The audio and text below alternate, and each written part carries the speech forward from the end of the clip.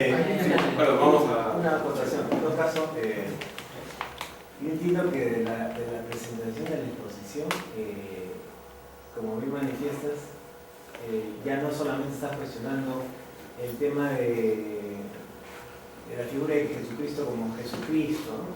Etcétera, como un tema, una deidad, sino también como hombre, en la existencia del mismo, ¿no? Porque si nos basamos en el tema de Gandhi, y Gandhi en otro contexto histórico, y Gandhi como un dios o semidios, etcétera, ¿no? Pero existe la figura de Gandhi. Tú acá estás diciendo, y por eso es que parece que no estás entendiendo, tú acá estás diciendo tajantemente que como persona tampoco existió, ¿no es cierto? Que se fue construido. O sea, acá no tenemos ni siquiera Gandhi. El asunto es que Cristo es una fuerza de la vida, que no es Jesús. Ojo, Jesús es hombre de la tierra. No importa lo que le insulten, que digan que no existió, no importa. Pero Cristo sí es una fuerza. Pero verdaderos sabemos que Cristo existe.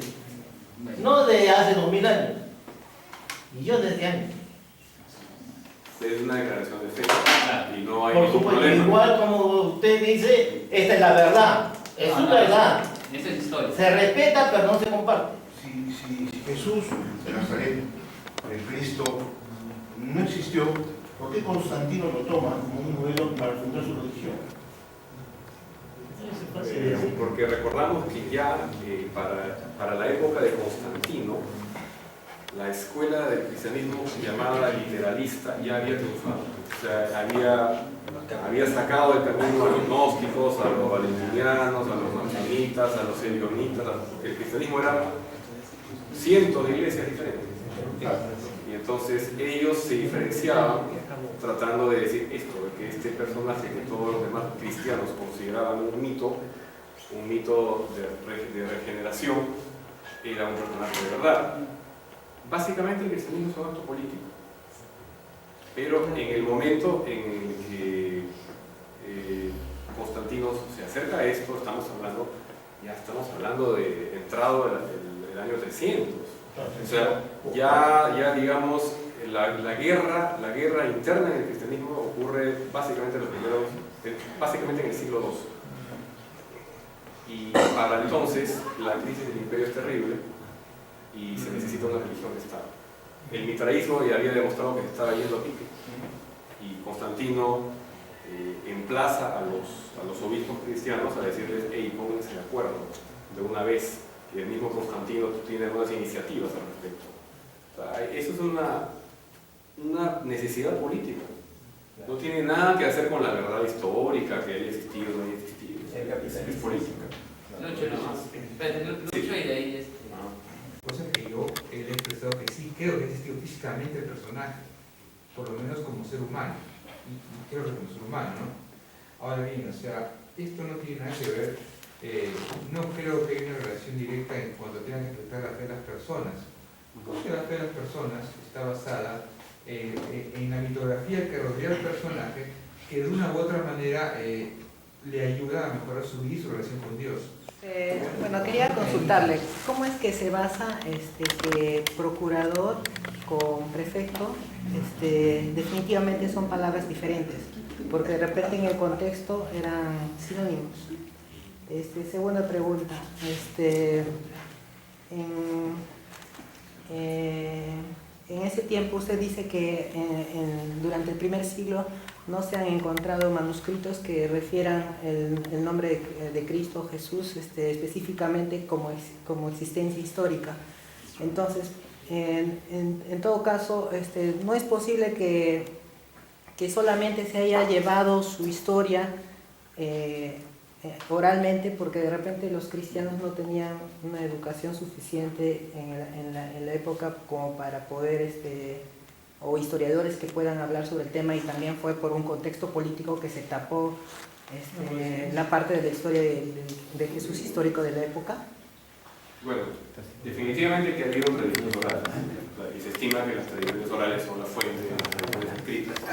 Sobre eso hay una alta variabilidad, ¿no? Digamos, no se puede asegurar, ¿no?, que la tradición oral venía de tal época, eso no se puede centrar no se puede digamos, dar una cronología exacta.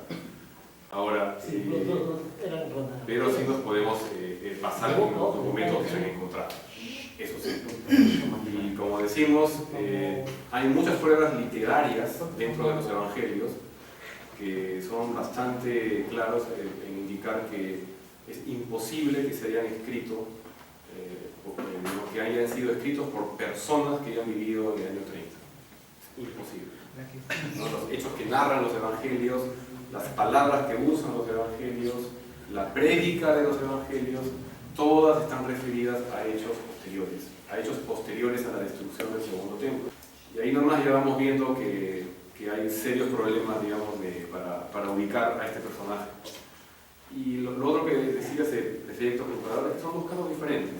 El prefecto básicamente es un cargo militar y el procurador es un cargo ya como administración tributaria. Pero no puede ser un error simplemente de... Claro, pero... historiador, digamos, de la época. O sea, claro, también por eso no niegues que la historia... Puedes decir que es un error, ¿no? Pero tendrías que decir que ese error lo comete el más fiable de los historiadores romanos de la época, ¿no? Y como decíamos, ya todo los fotografías ultravioleta que le han hecho el manuscrito, la fábrica de falsificación que fue el cristianismo a partir de cierta época, personajes como Eusebio de Cesarea o Sulpicio Severo. Realmente la frase historia cristiana es, digamos, en términos de lo que es la verdad histórica, está bastante venida menos. O sea, es muy difícil darle a ese manuscrito de que está en la biblioteca de Médicis, de decir estos válidos, como encontré el manuscrito de verdad.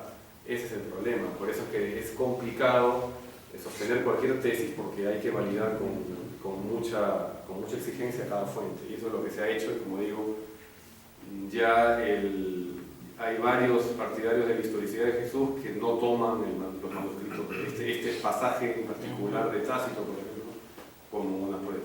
No lo toman, no es relevante para la discusión. Sé que el religionismo se desligó del judaísmo, pero yo creo que en cierto modo ha tomado mucho del judaísmo, como lo que tiene el cristianismo en la Biblia, la liturgia, los ritos sacrificiales, la liturgia de las horas, donde se tocan distintos momentos de oración que también lo hacían los judíos, o los salmos.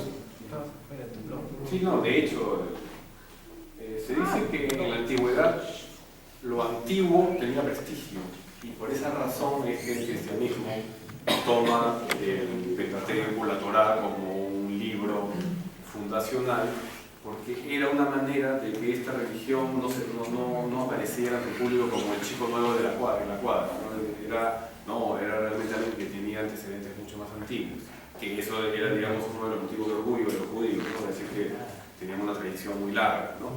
Entonces, por esa razón es que no sueltan, ¿no?, a esa influencia judía.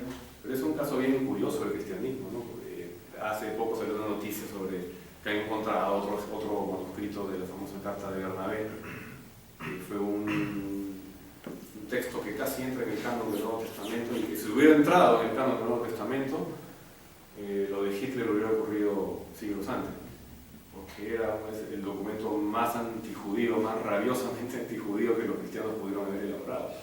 Y era muy seguido en algunas iglesias cristianas. También hablaron de la palabra Cristo, ¿no? Que significaba bueno en judío. ¿Es origen de la palabra Cristo? ¿O me pareció, o es una palabra donde viene de otro lado y tiene sinónimo de Mesías? Son palabras diferentes, Cristo y Cristo. Entonces su origen, el origen viene son palabras griegas. No son palabras judías. De hecho, el nombre de Jesús es bien curioso, porque el nombre es Esous, ¿no? Y Esous. Ahora, como ya he mencionado, en Alejandría había una comunidad judía muy grande que no hablaba hebreo, que hablaba griego. Para esa comunidad se crea la famosa Septuaginta, que es la traducción del Antiguo Testamento al griego.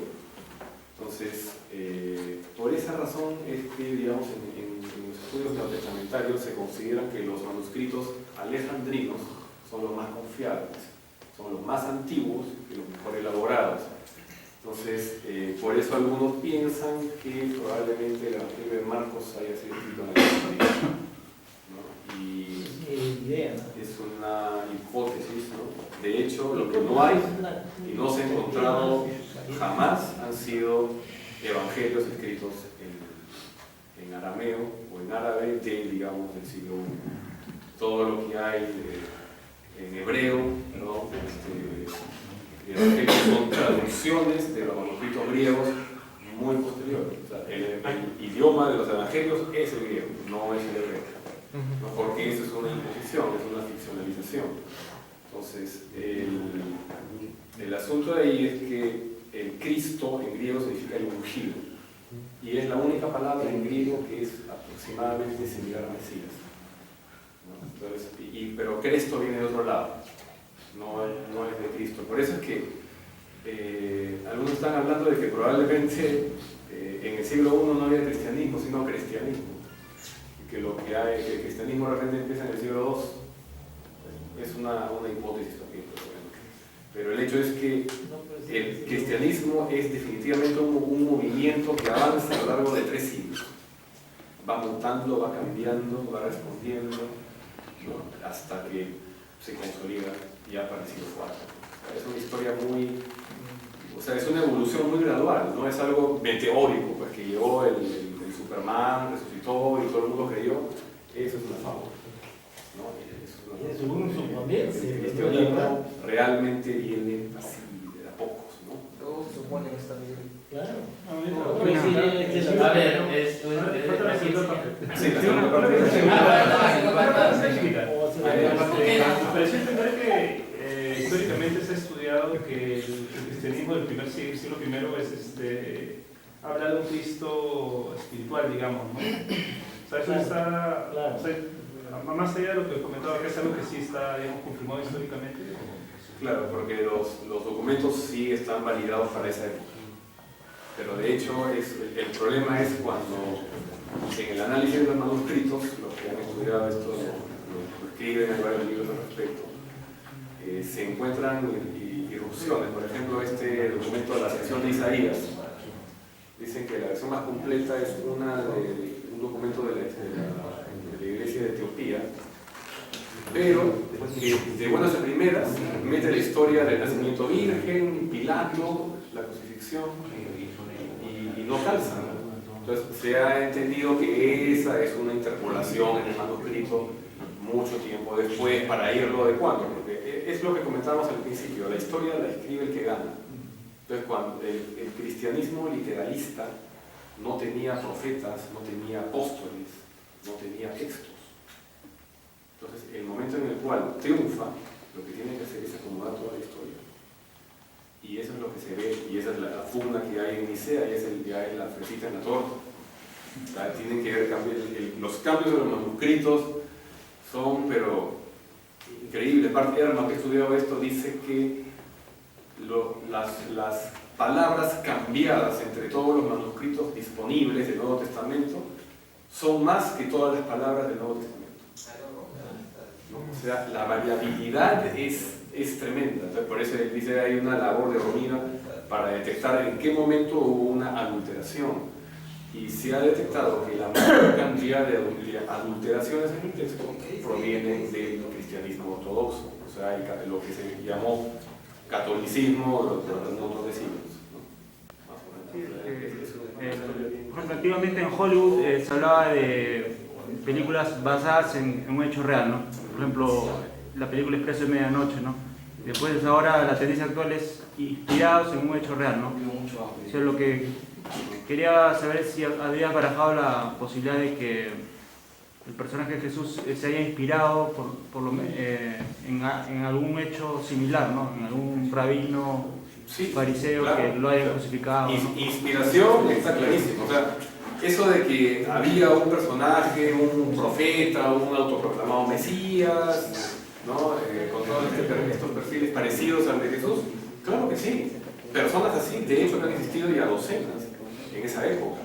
Lo que hasta ahora no se ha demostrado y no se puede vincular es que la historia que conocemos de los evangelios realmente es la historia de alguno de esos personajes en particular, ¿no? Y eso es lo que ocurre. Eso se llama, ese es el aspecto de la evidencia. Eso es lo que no existe hasta ahora, ¿no? Ese es el problema. Que se haya inspirado, sí. ¿Que viene de toda esa época? Sí. ¿Y que había personajes con un perfil similar? También. Pero el asunto es que ninguno de esos personajes calza exacto con esa biografía que nos han vendido. Que yo no creo que la creencia de Dios y la fe en Dios dependa de encontrar la partida de nacimiento de Cristo, o la partida de función de Buda, o la partida de matrimonio de Mahoma. O sea, la fe no debe pasar por cuestiones de prueba material. Ningún hinduista va a creer que Krishna pisó la tierra realmente, sino de sentido espiritual, obviamente, ¿no? O sea, me voy a otro lado del mundo, ¿no? No es cierto. Por eso decía, ¿no? Al principio, cuando decía que la fe, si es posible la fe, claro que sí, ¿no? La cuestión es que hay que tener la distancia de decir, ya, bueno, yo puedo creer en un amigo imaginario, en espías, todo bien, pero de ahí a decir, ¿no? En tal época, en tal lugar vivió tal persona, eso no es cierto. Eso es lo que hay que hacer diferenciar, ¿no?